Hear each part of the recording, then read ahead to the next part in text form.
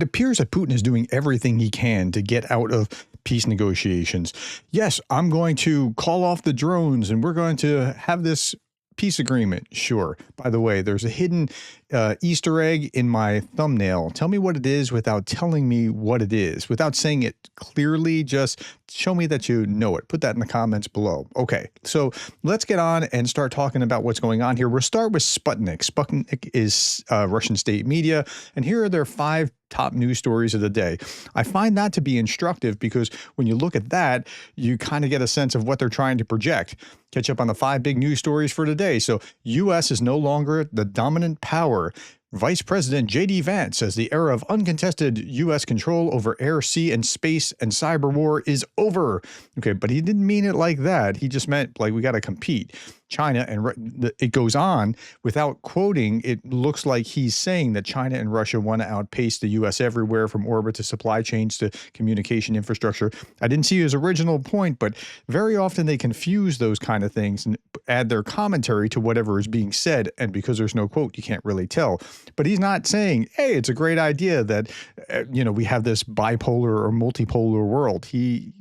I doubt that he's saying that, at least. Okay, here's Sputnik news. Again, number 4, Russia remains top 5 global arms exporter. Putin confirms Russia is still among the world's top 5 arms exporters, holding leading export positions across multiple sectors of the defense industry. Of course, Ukraine is doing quite a bit to be an anti-marketing campaign for Russian weaponry. Number 3, Trump threatens 50% tariffs. We're going to talk about this one. On the EU, we'll get to this one in just a little bit because it's important. Trump calls the EU tough to deal with and says trade talks lead nowhere and plans to impose 50% tariffs on EU imports starting June 1st over massive trade deficits and unfair barriers. Okay. By the way, I'm going to do an EU-only section of this. I'm going to do my 7 big stories here tonight, and then I'm going to do a 7 big EU stories as well, and just be looking for that. Number 2, Iran and U.S. reach greater understanding in the Rome talks. Not sure how much a greater understanding they actually have here. And then finally, Russia and Ukraine exchanged 390 for 390. I'll talk about this at the end. How many soldiers are exchanged and how many civilians? Russia exchanged 270 soldiers and 120 civilians, including captured residents of Kursk, for the same number of Ukrainian POWs and civilians. Okay, so it's not 1,000, but they're moving that direction. Okay, now let's look at what I was talking about here, where Putin just keeps trying to dodge the deals. Okay, Putin has once again proposed the creation of a so-called buffer zone. Well, this is one way to do it, along the border with Ukraine, a move Ukraine interprets as a clear rejection of peaceful resolutions. According to the sources cited by the RBC, Moscow aims to establish a zone of 15 to 20 kilometers deep, primarily in Ukraine's Sumy. Well, with it 15 kilometers deep, like toward Kharkiv, that means you can really devastate Kharkiv. So the Ukrainians need to keep that buffer zone to keep Russia away from being able to destroy Kharkiv and just do to Kharkiv what they're doing to Kherson with drones. It's under the guise of enhancing border security. Okay, yeah, well, you didn't need border security before you invaded. Okay, the Pope was offering to have the Vatican as a neutral ground for peace talks, and he offered that, and Lavrov is saying, no way. Lavrov called the suggestions to hold talks between Russia and Ukraine in the Vatican an inelegant one. Earlier, Bloomberg also reported that Russia is not keen on holding talks in the Vatican. One reason is that Italy is a signatory to the International Criminal Court, which issued an arrest warrant for Putin in March of 2023 for war crimes in Ukraine. In principle, at least, it would be obliged to arrest him if he came to Rome. The issue is complicated further by relations between the Roman Catholic Church and the Russian Orthodox Church, led by Patriarch Kirill, vocal supporter of Putin and the war in Ukraine. The Russian Church opposes the Vatican's involvement in the peace talks. Well, there's a reason for that. The Kremlin expects the negotiations to resume in Istanbul, and that's where they would like it to be, along the lines of what they said in 2022. So this is just one way that Putin's just kind of weaseling his way out. I mean, Putin has been doing this diplomatic jujitsu for some time. And by the way, Putin's background, he does have a black belt in judo. Now, I trained in judo for some time as well. I got up to a brown belt in judo. And I asked my instructor one time, he's a seventh degree black belt. I asked him, well, you've seen Putin in videos. How's he look like to you? Yeah, about decent brown belt. Not my level of brown, but there's multiple levels there. But still, I can see that I can see what he's doing when I watch that. But he's doing this diplomatic judo here, and it's really interesting to see how this works. The Kremlin moves the goalpost again. Now, peace with Zelensky isn't real peace. See, this is that kind of jujitsu or judo that we're talking about. Like you kind of, yes, we're going to agree. No, we're not, coming back and forth. Lavrov says Russia wants elections held in Ukraine before any peace deal is signed, calling Zelensky's legitimacy a decisive issue. Oh, well, he's not really. We have to make a deal with someone. I'll show you the video in just a moment. You have to make a deal with someone who's legitimate, because otherwise, the next administration may not recognize it if it's signed by the wrong person. Again, it's just another excuse to stall. Here's the video. Greg Terry covered this earlier, and he told me, hey, I'm just about to cover that. I was like, man, I was just about to talk about it. So I'm going to use his video. Thank you, Greg. Signing legitimacy. It's a different story when it comes to signing. That's where legitimacy will be crucial. If those with questionable legitimacy sign, replacements might challenge the deal.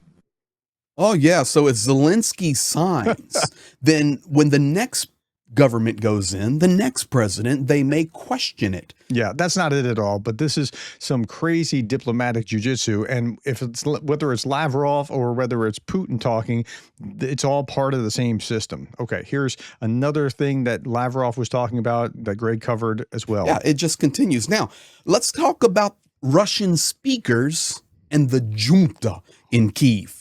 You have to hear it to believe it. You can't leave people under that regime's control. If Zelensky's junta thinks they'll reach a ceasefire deal and keep their laws, they're mistaken. This is an illusion and must not be allowed. Millions in Ukraine beyond Russia's borders speak Russian. It's their native tongue. Leaving them under a junta that bans Russian would be criminal. Yeah, that's the criminal element. Anyway, so that's where he is. Like, again, it's an excuse after excuse after excuse after excuse not to come to the peace table. And Trump is wising up. He even told some European leaders that he understands this. Okay, here's Ben Shapiro talking about this. Zelensky says yes to everything. Trump asks, and Putin gives nothing back. He's just not willing to do it. Here we go. Vladimir Zelensky has been playing this much smarter over the course of the past few weeks. The leader of Ukraine has been basically doing whatever the White House wants him to do. They say 30-day ceasefire. He says, no problem, 30-day ceasefire. They say rare earth minerals deal. He's like, no problem, rare earth minerals deal. They say, why don't you go to Turkey and have direct conversations with Putin without a 30-day ceasefire? He's like, fine, I'm in there. I'm at Ankara. Meanwhile, Vladimir Putin is sitting there doing none of these things. Zero of these things. Vladimir Zelensky. But he's dodging peace like a pro. Okay, so let's turn our attention to the next big story. What's going on in Asia? Kim Jong-un reportedly watched as his brand new 5,000-ton warship toppled over right in front of him during a failed launch into the water. That's got to be an embarrassing time. According to CBS News, the brand new 5,000-ton class destroyer became unbalanced and was punctured in its bottom sections after a transport cradle on the stern section slid off first and became stuck. All right. Kim made a stern assessment that this was a serious accident that could not have happened, not to be tolerated, and it was a criminal act caused by pure carelessness, irresponsibility, and unscientific empiricism. It appears that those responsible may be handed the death penalty, considering the dictator said that they would be dealt with. So, yeah, that's what happened. Here's kind of a reenactment of what's happening with this ship in the water here. Method from land to water, but due to inexperienced command and operational negligence, the side of the ship did not lower simultaneously, causing the front to go down first and tilt, resulting in damage. Yeah. So, and this isn't just, I mean, that was just AI showing what it was, but here's the actual scene where they're at the thing. And here is CNN covering this. Kim Jong-un's fury after watching North Korea's new Navy destroyer crippled in botched launch. And you see all this blue, this is like tarps covering it because that's, I guess, what they figure they'll do in the meantime until they can figure out what to do. All right. Also in Asia, Vietnamese authorities have decided to block Telegram. Well, that's interesting. The reason is allegedly 68% of the 9,600 Telegram channels and groups in the country violate the law, including involvement in fraud and drug trafficking. Well, what do you think people were going to be using it for? I think you're going to see the same dynamics because nobody can see into it except for the people that are involved in the transaction. So, of course, it lends itself to that. It's going to be the same thing with cryptocurrency as well. And the Trump administration's all in on the idea of cryptocurrency, which is going to be another way to money launder and do all kinds of other things. The platform will be shut down on June 2nd. That's what's going on in Asia. Let's skip over to what's going on with the G7. I'll do Europe as 7 different stories about Europe later, but the G7 just had their meeting after some wavering. The U.S. joined other G7 finance ministers in a statement that condemns Russia's invasion of Ukraine, but they really didn't want to say it's an illegal invasion. Quote, Russia's sovereign assets in our jurisdictions will remain immobilized until Russia ends its aggression, listen to this, and pays for the damage it has caused to Ukraine. Wow. I mean, I think that's a great statement. Here's the full statement of 9 and 10. We condemn Russia's continued brutal war against Ukraine and commend the immense resilience from the Ukrainian people and economy. Ukraine has suffered significant destruction. The G7 remains committed to unwavering support for Ukraine in defending its territorial integrity, the right to exist, and its freedom, sovereignty, and independence toward a just and durable peace. We welcome ongoing efforts to achieve a ceasefire. If such a ceasefire is not agreed, we will continue to explore all possible actions, including options to maximize pressure, such as further ramping up sanctions. We reaffirm that, consistent with our respective legal systems, Russia's sovereign assets in our jurisdiction will remain immobilized until Russia ends its aggression and pays for the damage. Wow, that it has caused to Ukraine. Like, that's good to see. Now, what they didn't get was calling it an illegal war. We condemn Russia's continued brutal war. The U.S. objected to saying an illegal war. Okay. European officials also said that the United States is not convinced about lowering G7 price cap on Russian crude oil. It's so frustrating to watch this. The U.S. has proposed revising the cap down to an indicative level of $50 a barrel. Ukraine has pushed for an even lower price of $30 a barrel, and that would really throttle the Russian oil profits if it was able to work through that. So Europe's waiting to see what Trump will do next, which way he's going to swerve. He keeps zigging toward Russia, but he kind of is swerving drunkenly as he's zigging toward Russia. He's not zagging toward Ukraine, it doesn't appear. Okay, Ben Shapiro sides with Europe on the Ukraine question. Here he is again. Again, I'm showing him for a reason, and when other conservatives start talking this way, I'll highlight them as well. Levitt said that Trump said several times during the call that he believes Putin wants peace and wants the war to be over. One of the officials who was on the call said Trump began the discussion by saying, I think Vladimir does not want peace. Okay, well, I certainly hope the Europeans are right and Caroline Levitt is incorrect here, because Putin does not want peace. I would like to see one single solitary piece of evidence that Vladimir Putin wants peace. Seriously, like one. That's all. That's all I'm asking for. Like one sign, one indicator. Yeah, but he's not going to do that, right? Putin's diplomatic jujitsu is like the force is strong with this Sith. I mean, it's pretty amazing. Okay, here's a little bit more. Greenland signs a lucrative minerals deal with Europe in a blow to Trump. What's going on with Greenland? Yeah, so listen to this guy talking about it, and I'll show you the Newsweek article. Greenland has signed a minerals deal with the European Union. The very thing that Donald Trump wants Greenland for is now going to the EU. Now, this story comes to us from Newsweek, who reports that a France-based company has signed a small minerals deal with Greenland. And while the deal is small, the significance is large, because Donald Trump wants Greenland for the minerals. He hasn't been shy about that. And the U.S. has always been first in line, but Greenland has said, no, we're not dealing with the U.S. this time around. We're going to go to other people. We're open to having companies come in and mine our minerals, but it won't be you.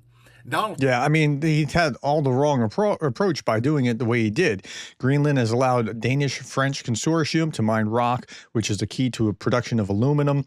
The permit granted to Greenland's anorthite site mining, GAM, to extract the anorthite follows interest in the Arctic territory from the U.S. President Donald Trump in acquiring the autonomous island, which is part of the Kingdom of Denmark. GAM, which is backed by a French company and real estate investment firms, bodies in Denmark and Greenland, was granted a 30-year permit. Okay, so now you'll probably hear a whole lot less about Trump saber-rattling about Greenland because they went the other direction. It just didn't work. Meanwhile, Trump was saying this today, the European Union, which was formed for the primary purpose of taking advantage of the United States on trade, has been very difficult to deal with. There are powerful trade barriers, VAT taxes, and ridiculous corporate penalties, non-monetary trade barriers, monetary manipulations, unfair and unjustified lawsuits against American companies, and more have led to a trade deficit with the U.S. of more than $250 million a year. Oh, okay. The trade deficit, I don't know why he thinks that that's important. It's not important. If you didn't pay and you had the deficit because you just didn't pay, that would be important. But just because you don't sell as much as you buy from a trading partner, why does that matter? A number which is totally unacceptable. Our discussions with them are going nowhere. Therefore, I am recommending a straight 50% tariff on the European Union starting on June 1st, 2025. There is no tariff if the product you build is built or manufactured in the United States. Thank you for your attention on this matter. It's more of that same bullying tactic like what you saw with Greenland. And the result of this kind of thing, well, before I talk about that, it's fascinating. Somebody pointed out, how come Trump is imposing tariffs on the EU, but not on Russia? Like that's a good question. Like Russia didn't get any of this. That's part of the zigging only and never zagging. But the result of this is Trump's announcement of a 50% tariff on goods from the EU. Cryptocurrencies, how are they going to be effective? Well, I can tell you how the Wilshire 5000, that's the total of the stock market in the U.S. acted today. This is just today, dropped, right? Yeah, I mean, that's what you would expect. Okay. Large-scale prisoner swap. Now, there was something good going on here. A large-scale prisoner swap between Ukraine and Russia is underway.